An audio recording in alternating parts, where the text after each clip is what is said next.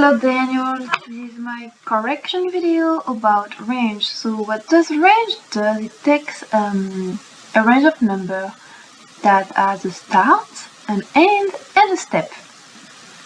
So the difficulty of it is you cannot use an array to store your number as it has to be constant time.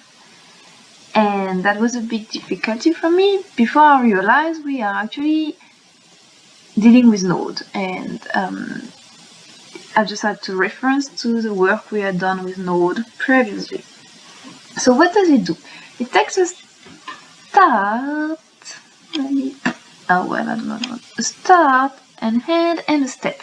And in green I put all the comments related to it and why this is done this way. An important thing is the range should have a constructor. So that means that we are defining t start equals start, t end equals end, t step equals step. And as mentioned here, which was the difficulty of it, it should not store the range in an array because it should work in constant space. So the way we are defining start is if start doesn't have any value, if start is not equal to undefined, so then it's going to be equal to start, or it's going to be equal to null as mentioned, as required above. And is kind of optional. You could give one of or not, and if you don't give one, it should be equal to start. So if n is not equal to undefined, then you give it the true value of n, or you give it the value of start. Step, you could provide a value, or you could just not provide a value. If you do provide a value, then I need to if you do not provide a value, then I need to understand, are we counting backward or downward? Backward or normal. So for that I need to know if the start is superior to end or not. The size of your range function is easy. It's just going to be your n minus your start and divided by your step if of course you provided a step, and then we are running this. So this is fine. Each callback, we want to iterate over the range, passing each value to a callback function. So we are going to do it two ways. We are going to start we are going to look backward or normal, depending if your step is positive or negative. So if it is positive, we are going to start at e equal t start, and for e equal inferior or equal to t end, and then we are looking for the value of the step. And if this is negative, then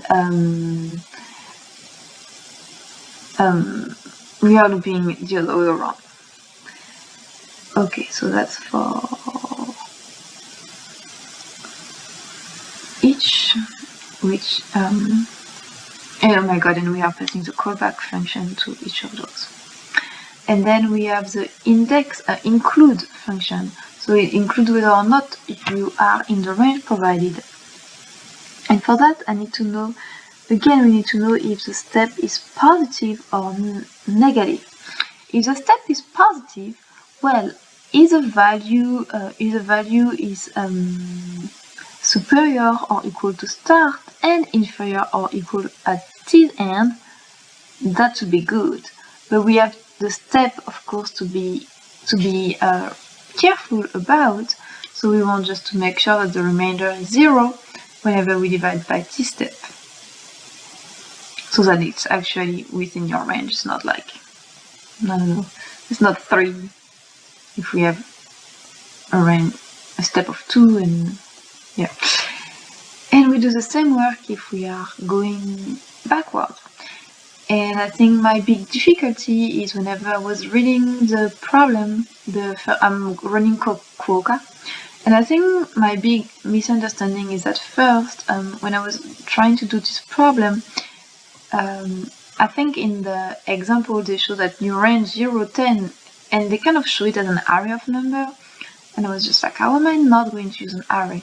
But truly, when I log new range 0 of 10, I just have my node, my start node, my hand, my step, and it doesn't need to be like looking like an array. So this is the end of my video of the correction on range. Thank you.